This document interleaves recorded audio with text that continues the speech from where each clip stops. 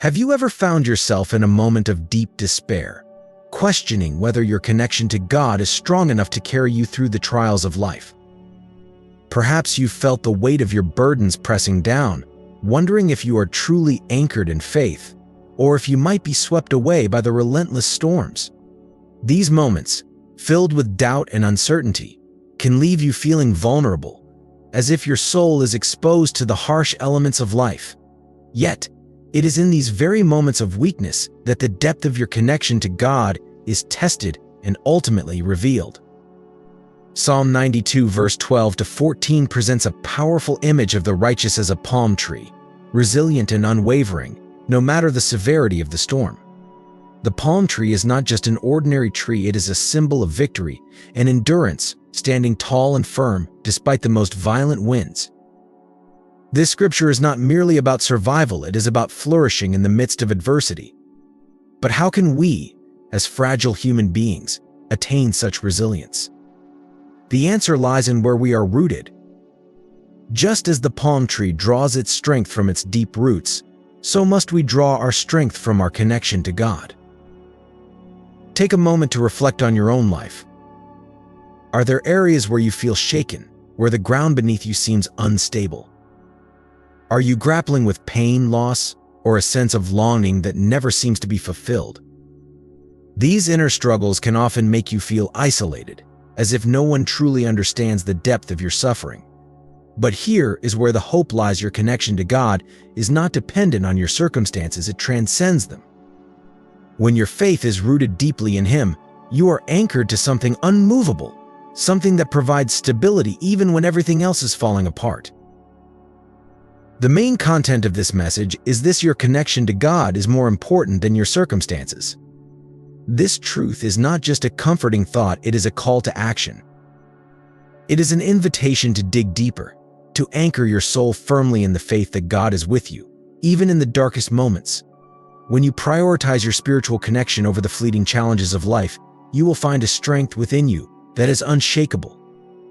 You will begin to see that, like the palm tree, you are capable of standing tall in the face of adversity, not because the storms are any less fierce, but because your roots go deep into the soil of God's love and faithfulness.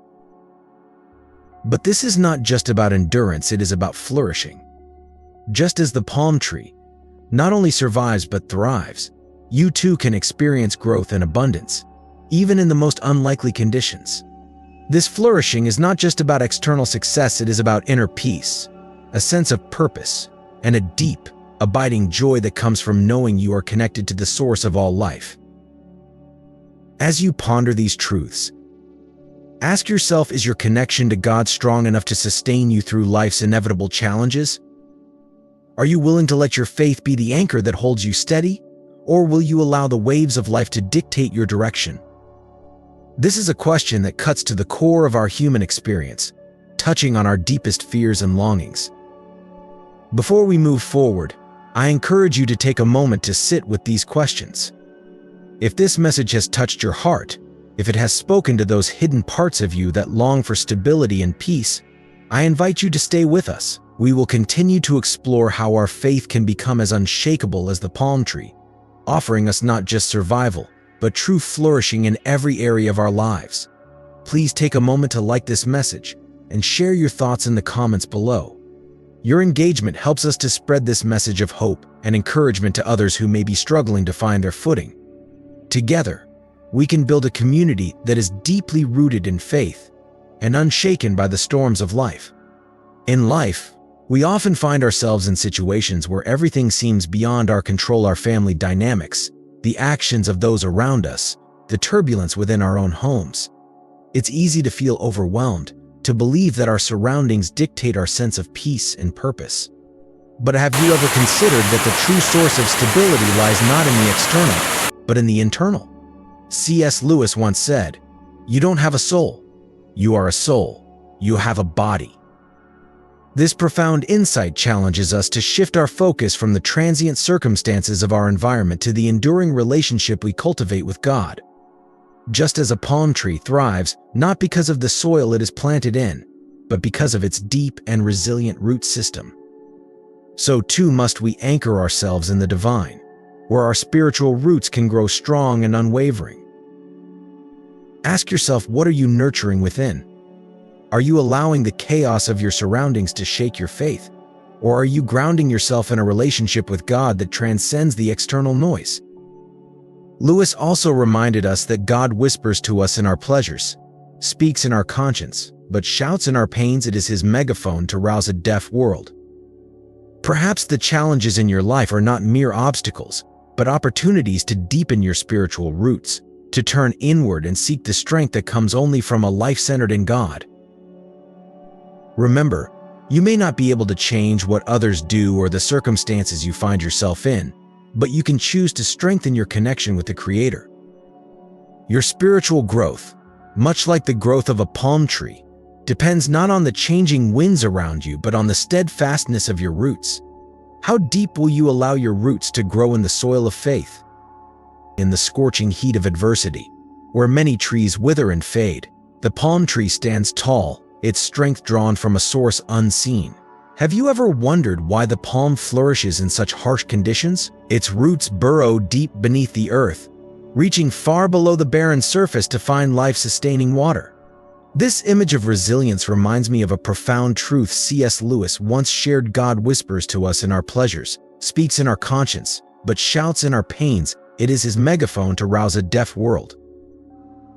Perhaps you find yourself in a place where your family is fractured, where words cut deeper than any blade, or where love seems a distant memory.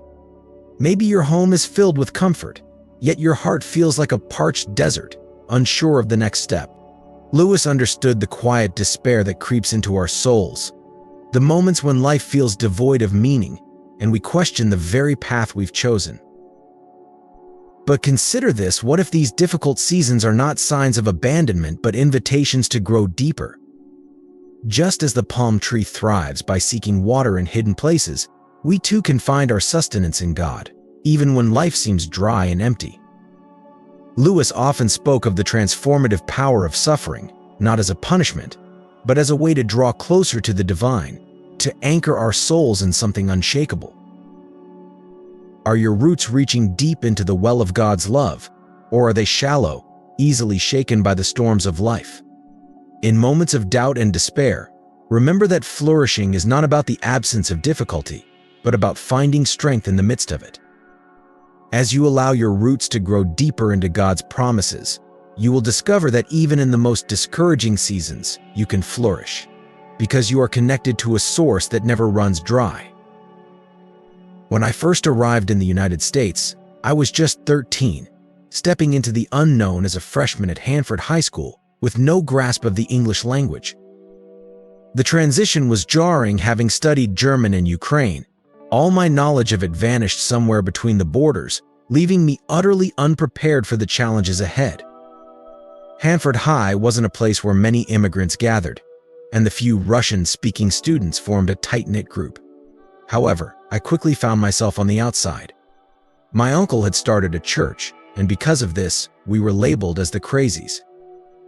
The parents of other Russian kids urged them to avoid us, and so I found myself isolated, rejected by those who should have been my community.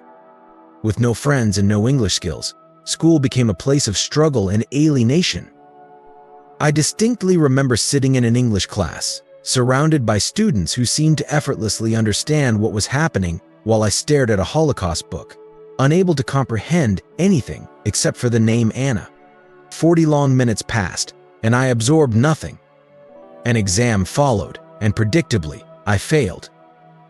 This experience of isolation and rejection is reminiscent of the struggles C.S. Lewis describes in his works, particularly in The Weight of Glory, where he reflects on the deep human longing for acceptance and belonging. Lewis writes, "We are half-hearted creatures, fooling about with drink and sex and ambition when infinite joy is offered us, like an ignorant child who wants to go on making mud pies in a slum because he cannot imagine what is meant by the offer of a holiday at the sea. My desire to belong, to be accepted, was like that ignorant child yearning for community, but finding only mud pies in the form of rejection and misunderstanding."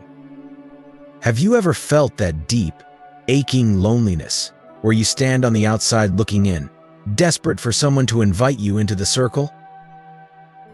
But there's a glimmer of hope in every dark moment, and mine came when my family moved to Pasco. At Pasco High, I wasn't alone in my struggle to understand English.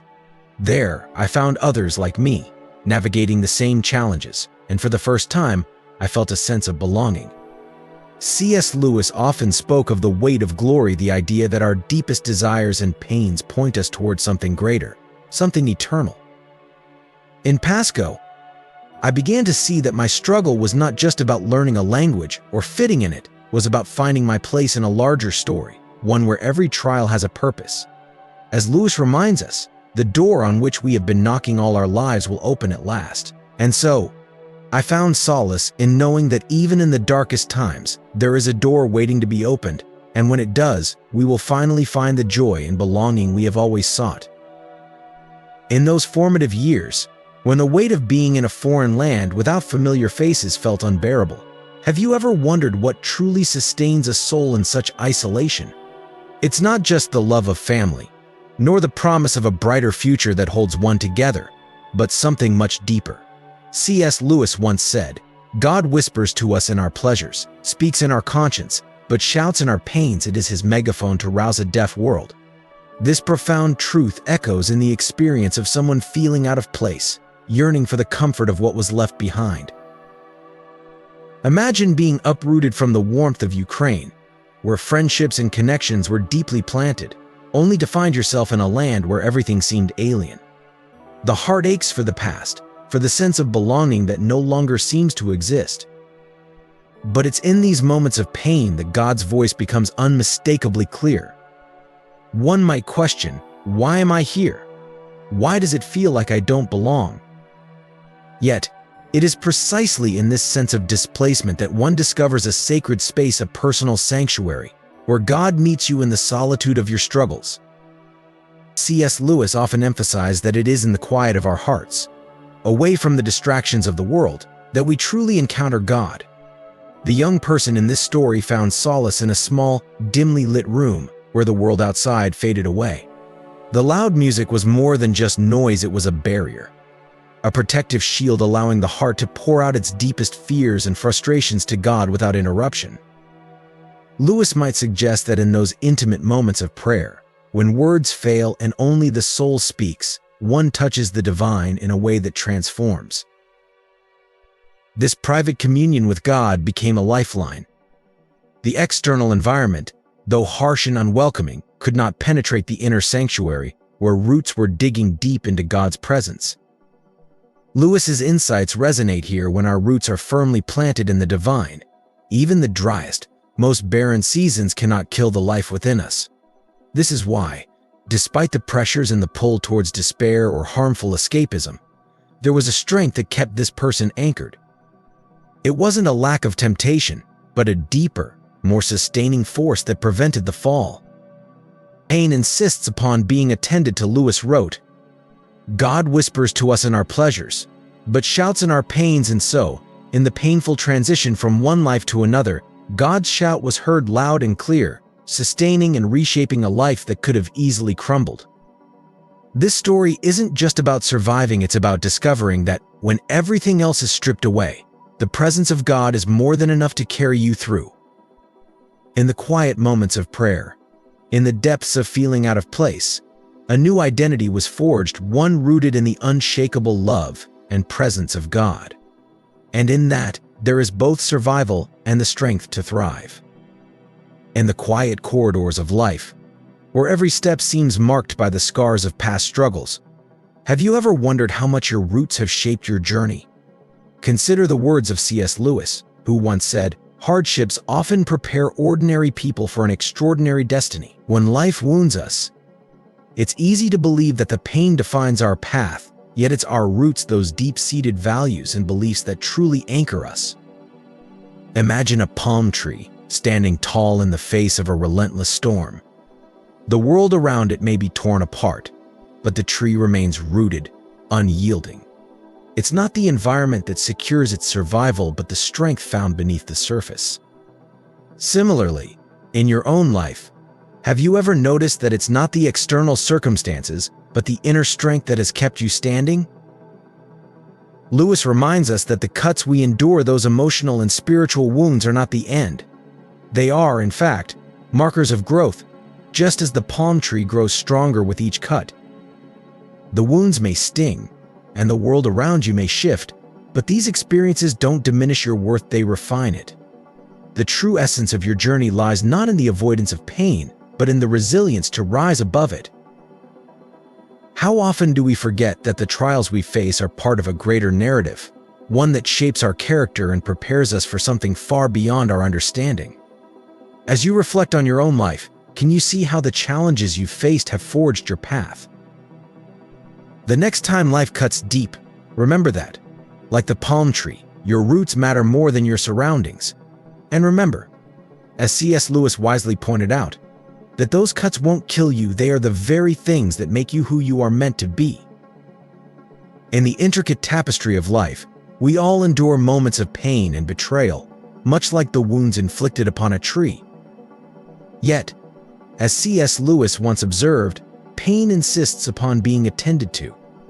God whispers to us in our pleasures, speaks in our consciences, but shouts in our pains. It is his megaphone to rouse a deaf world.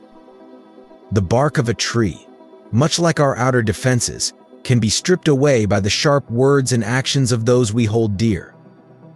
When someone close, perhaps a parent in the midst of a tumultuous separation, or a trusted friend betrays our confidence, the wounds can cut deep, leaving scars on our hearts that seem impossible to heal. But what if, like the resilient palm tree, our strength wasn't derived from the outer layers that others can easily harm?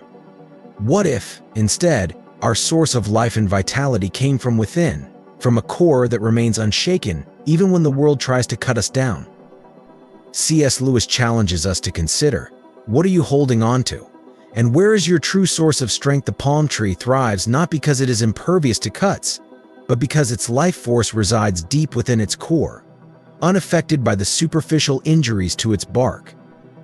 Similarly, we are called to draw our strength from a deeper source: our faith, our relationship with God, and our inner resilience. When life delivers its inevitable blows, do we allow these external forces to define us, or do we turn inward, nurturing that indomitable spirit that refuses to be broken? Lewis reminds us that pain is not without purpose. It can either lead us into despair, causing us to lose our way, or it can become a catalyst for deeper intimacy with God, much like how a palm tree digs its roots deeper in search of water during a drought. The true challenge lies in how we respond to these painful experiences. Will we allow ourselves to become bitter, turning to destructive behaviors that only deepen our wounds? Or will we choose the righteous path, using our pain as a tool for growth, much like the palm tree uses adversity to become stronger? The Bible speaks of the righteous flourishing like a palm tree, Psalm 92 verse 12, a symbol of enduring strength and resilience. In your moments of deepest hurt, ask yourself, where does my strength truly come from? Are you drawing life from the superficial approval of others, or from a wellspring within that cannot be easily shaken? Like the palm tree, which thrives in extreme conditions, we too can find life and strength in the most trying times if our core remains steadfast, rooted in something greater than ourselves. When we encounter pain, our natural reaction is often to find ways to cope, but these coping mechanisms can lead us down paths that only deepen our suffering. Have you ever noticed how, in moments of despair, people turn to substances or behaviors that offer temporary relief? Smoking, drinking, or indulging in harmful distractions like pornography may seem like a refuge, but they only serve to mask the true depth of our wounds. As C.S. Lewis once noted, pain insists upon being attended to. God whispers to us in our pleasures, speaks in our conscience, but shouts in our pains. It is his megaphone to rouse a deaf world. Yet, instead of listening to this call, we often choose to silence it. But what happens when we choose to bury our pain under a mountain of activities? We dive headfirst into work, sports, or endless social engagements, convincing ourselves that being busy is the antidote to our anguish. However, this frantic pursuit of distraction only perpetuates the void within us. C.S. Lewis reminds us that God cannot give us happiness and peace apart from Himself, because it is not there. There is no such thing. By avoiding the source of our pain, we inadvertently distance ourselves from the healing that only true connection can provide. Then, there's the dangerous trap of ruminating on our pain. We replay the hurt over and over, allowing it to dominate our thoughts and ultimately our lives. It's as if we become prisoners to our own suffering, unable to break free from the chains of past wounds. But as Lewis profoundly observes, mental pain is less dramatic than physical pain, but it is more common and also more hard to bear. The frequent attempt to conceal mental pain increases the burden. It is easier to say my tooth is aching than to say my heart is broken. The longer we dwell on our pain, the more it consumes us, leaving us trapped in a cycle of despair. So how do we confront our pain without falling into these pitfalls? How do we allow our pain to become a path to healing rather than a source of endless suffering? Perhaps the answer lies in embracing our pain, not as a foe to be fought, but as a guide leading us to a deeper understanding of ourselves and, ultimately, to the grace that only God can offer. What if, instead of medicating, motivating, or meditating on our pain, we chose to surrender it to God, trusting in His ability to transform our deepest wounds into a source of strength? In the depth of our struggles, we often find ourselves asking, why me? Why must I endure this pain yet? Pain, as C.S. Lewis poignantly reminds us, is not meaningless. In his book, The Problem of Pain, Lewis writes, God whispers to us in our pleasures, speaks in our consciences, but shouts in our pains. It is His megaphone to rouse a deaf world. This profound truth invites us to consider pain not as a mere burden, but as a call to action. Have you ever thought that perhaps your pain is not meant to be faced alone, but rather as a divine invitation to growth, forgiveness, and healing? Lewis encourages us to face our pain head-on, not to shrink from it. He asserts that pain is a tool God uses to refine our character, much like a blacksmith forges a sword through fire.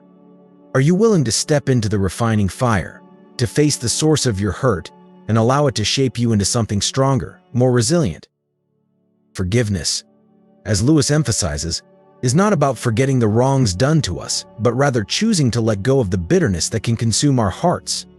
Reflect on Frida's story, a young girl from Rwanda who, at just 6 years old, lost her entire family during the 1994 genocide. Her pain was indescribable, her grief immeasurable, and yet, Frida chose not to let hatred take root in her heart. Can you imagine the strength it took for her to forgive those who betrayed her, those who should have protected her? Lewis often spoke about the transformative power of forgiveness, urging us to follow the example of Christ, who forgave even those who nailed Him to the cross. This act of forgiveness is not just for the benefit of those who wronged us, but for our own healing. It frees us from the chains of anger and allows us to move forward. Are you ready to forgive, to release the weight that has been holding you down? Finally, Lewis acknowledges that sometimes the pain we carry is too heavy to bear alone, and seeking help is not a sign of weakness but of wisdom. Frida's story is a testament to the strength found in community, in professional support, and most importantly, in following the path Jesus set before us. Are you ready to follow Him, even when the journey leads through the valleys of shadow and sorrow? In our darkest moments, we must remember that God does not abandon us. He is there, using our pain to draw us closer to Him, to transform us into the people He created us to be. Will you trust Him enough to face your pain, to forgive, to follow Jesus, and, when needed, to seek the help that can guide you through the storm? Imagine a 14-year-old girl, the age where life should be filled with dreams and innocence, suddenly thrown into a nightmare that defies comprehension. It was May 8, 1994, when her world turned into a living hell during one of history's darkest chapters, the genocide that ravaged her nation. C.S. Lewis once wrote, "Pain insists upon being attended to. God whispers to us in our pleasures, speaks in our conscience, but shouts in our pains. It is His megaphone to rouse a deaf world." What kind of shout did God intend in such unimaginable suffering? This young girl, alongside her family, had been hiding for 100 days, trying to escape the horror engulfing her homeland. but their refuge was shattered when they were discovered. The cruelty she faced is beyond what most of us can fathom. Her family was brutally murdered before her eyes, a trauma so profound that mere words can hardly convey its depth. They didn't shoot her. Execution by a bullet was a luxury she couldn't afford. Instead, she was offered a choice between two brutal methods of death. She chose the club, a decision that perhaps stemmed from a desperate instinct to survive, even when all hope seemed lost. But survival came with its own price. They thought they had finished her, burying her as if she were already dead. Yet, 14 hours later, someone unearthed her body and discovered she was still clinging to life. In those agonizing hours, what thoughts must have raced through her mind? How does one reconcile with the fact that those she once called neighbors, even a young man she grew up with, could be filled with such hatred? Lewis also said, "To love at all is to be vulnerable. Love anything, and your heart will be wrung and possibly broken." This girl's heart was shattered, not just by the physical violence inflicted upon her, but by the emotional and psychological wounds that followed. She emerged from that grave alive but scarred, haunted by chronic back pain and relentless nightmares. The pain was a constant reminder, not just of what happened, but of what could have been a life filled with peace and love, now forever marred by betrayal and brutality. Can you imagine carrying such a burden of unforgiveness, especially when those you once trusted are the ones who turned against you? This story forces us to confront the darkest corners of the human soul, to question the nature of evil, and to grapple with the heavy weight of forgiveness. How does one move forward when the very foundation of their trust in humanity has been shattered? Perhaps the question isn't just about this young girl's journey toward healing, but about our collective responsibility to listen, to understand, and to ensure that such horrors are never repeated. Frida's journey into faith was one marked by deep emotional struggle and a gradual transformation. As a teenager, she entered the church, but her heart was heavy with unresolved pain. "I cried every day." She recounted, "I was tormented and traumatized. At 18, I was brought to church, and that was when I gave my life to Jesus." It was January 1998. Though she embraced Jesus, her past clung to her, refusing to let go. Forgiveness was elusive, but she sought God's grace. And with the support of friends' prayers, she began the painful process of learning to forgive. What was extraordinary was that not only did Frida find the strength to forgive those who had wronged her, but she also took the radical step of seeking them out in prison. It was there that she extended forgiveness, and in an act of divine grace, even led some to the Lord. The day she truly forgave was the day her nightmares ceased, her chronic back pain vanished, and her life was restored by God. Reflecting on Frida's story, we are reminded of C.S. Lewis's profound insight that to be a Christian means to forgive the inexcusable, because God has forgiven the inexcusable in you. Lewis understood the deep wounds that can fester within the soul, wounds that, if left unattended, only grow more painful over time. But as Frida discovered, and as Lewis so often wrote, the power of forgiveness is not just in releasing others from their wrongs, but in freeing ourselves from the chains that bind us. Let us take a moment to reflect on our own inner turmoil. How many of us are burdened with unresolved pain, hoping that simply waiting will ease our suffering? C.S. Lewis poignantly reminds us that pain insists upon being attended to. God whispers to us in our pleasures, speaks in our consciences, but shouts in our pains. It is his megaphone to rouse a deaf world. This powerful observation prompts us to consider whether we have been ignoring the urgent call embedded in our suffering. Instead of viewing pain as a force meant to break us, it is essential to recognize it as a divine invitation to seek healing. Think about the struggles you face. Are they propelling you toward a deeper connection with your inner strength, or are they driving you to despair? Lewis's perspective suggests that pain is not a sign of abandonment, but rather an opportunity for transformation. Jesus offers us the chance to turn our wounds into meaningful scars that represent triumph rather than failure. This transformation is not merely about enduring hardship, but about actively engaging with it, allowing it to guide us toward the ultimate healer. Consider the story of Frida, who chose forgiveness as a path to liberation. In forgiving, Frida did not only free others from their wrongdoings but also handed over her future to a higher power. Her decision symbolizes a profound act of faith, where the weight of past grievances is surrendered, allowing for a new narrative to unfold. This act of letting go can serve as a powerful example for us all. Just as Frida released her past, we too can offer our pain to a greater purpose, transforming it into a testimony of resilience and faith. So, what does your pain reveal about your journey? Are you ready to see it as an opportunity for growth rather than a barrier? Let us embrace the possibility that our deepest wounds can lead us to profound healing, shaping us into stronger, more compassionate beings. As we move forward, let us remember that our scars are not symbols of defeat, but of the enduring grace and strength found in the process of healing and redemption. But what about you? Have you been deceived into believing that your scars define you, that the chains of your past are too strong to break? Lewis reminds us that you are never too old to set another goal or to dream a new dream. Just as the palm tree grows and snaps the chains that try to hold it back, so too can you grow in Christ and break free from whatever has tried to entangle you. The enemy may whisper lies, telling you that your sin is your identity. But Lewis would counter, you can't go back and change the beginning, but you can start where you are and change the ending. Reflect on this. Are there aspects of your life where you've resigned yourself to chains, believing they've become an inherent part of who you are?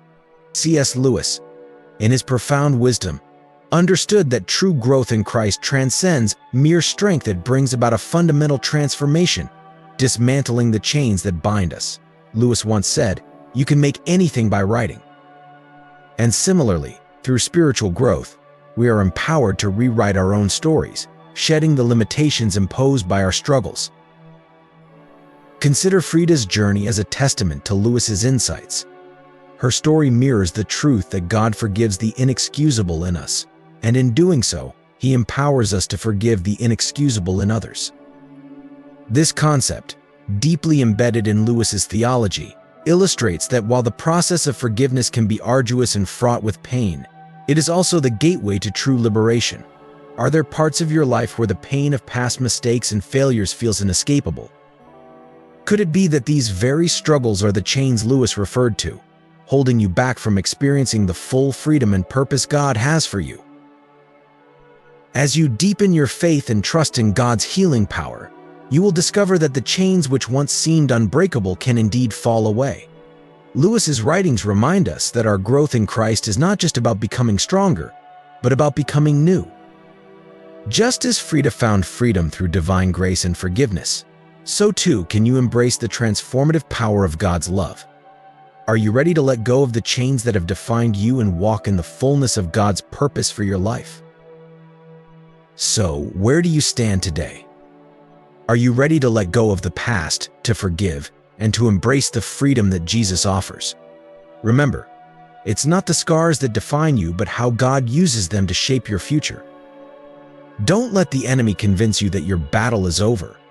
Like Frida, you have a choice to hold on to the pain or to release it to God and allow Him to turn your wounds into a testimony of His grace and power.